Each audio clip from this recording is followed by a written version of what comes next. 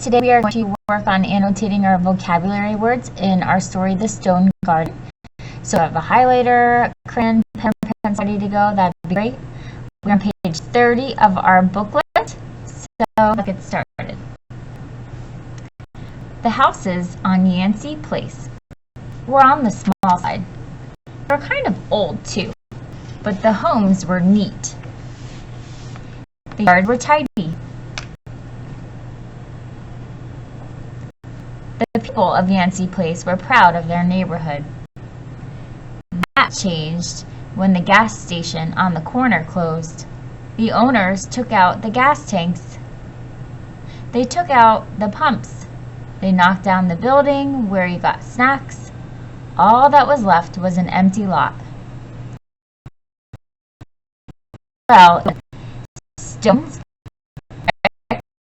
slate, plastic bottles, and old tires were everywhere. "This is an eyesore," said the people of Yancey Place. A small crowd stood in front of the litter-filled lot.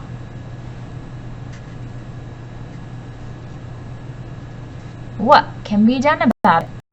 "There is nothing we can do," cried a woman with the 10-year-old twins. "To make it even worse, now I'm afraid to my kids ride their bikes. They might go into the lot and hurt themselves." Voices rose, then grew quiet. An old man in a cloth cap stepped forward through the crowd. He was a visitor to Yancey Place. He went into the lot. He looked around. "This is not an eyesore," he said. "It is a lovely stone garden." Then the visitor took off his backpack and rolled up his seat. He crushed a large stone. He pushed a large stone into the center of the lot.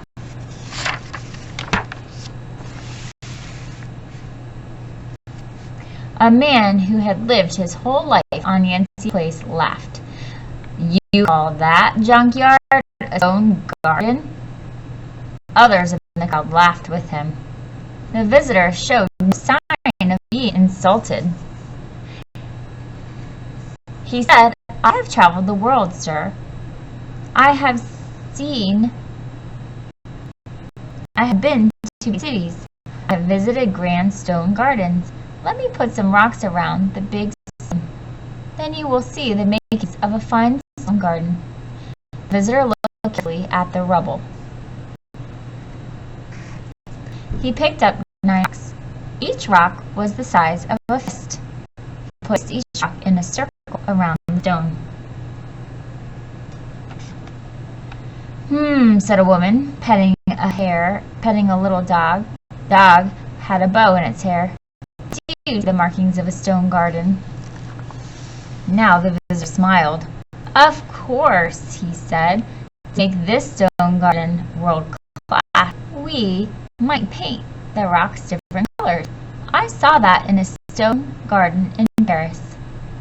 "I have some red," said the woman with the dog. "I have some blue paint," volunteered another person. Within an hour, the little rocks around the big stone glue. They were painted with every color rainbow. "Yes, indeed," said the visitor. "This is a fine stone garden." Of course, to make a stone garden a garden, it should have plants. It should have flowers. A girl made her way through the crowd. She said, "I am growing tomatoes in flower pots at home. I can bring some seedlings." "Excellent," said the visitor. "My cousin works in the shop," said another person. "He can get us a deal on plants. My favorite is the butterfly bush." "Wonderful," said the visitor. "I don't mind getting my hands dirty," said a young man. "I'll help dig up the ground. It's good exercise. Plus, freshly dug earth feels happy in your hands." "Sign us up."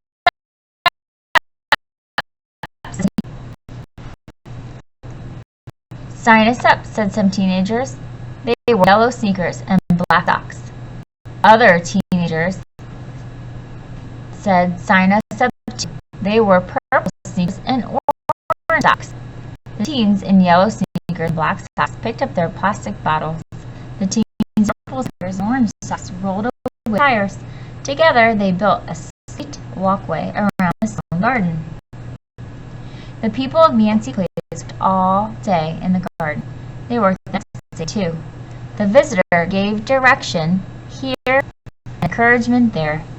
This is turning out to be one of the finer stone gardens I have ever seen, he said. That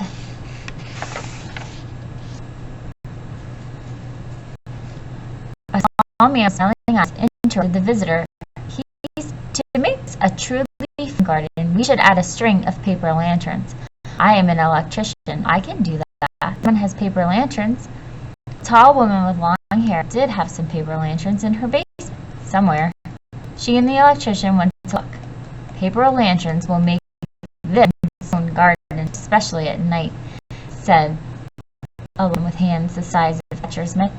But to make it a truly fine stone garden, it needs an outdoor ribbon. We could have neighborhood cookouts. That is a truly fine idea. Excellent and wonderful idea, said the tomato plant girl. But how can we build it? We have a huge pile of bricks, said the large man. All I need is some help. Sign us up, said the teachers. By now, some teens wore yellow sneakers and orange socks. Others wore purple sneakers and black socks. The large man gave the teens instructions.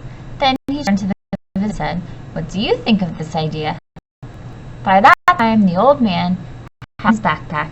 He took one last look at one of the truly finest gardens he had ever seen. He was on his way. Great job, boys and girls. I like reading that story. It's another example of how everyone can come together and work together and make something really beautiful happen. Good job.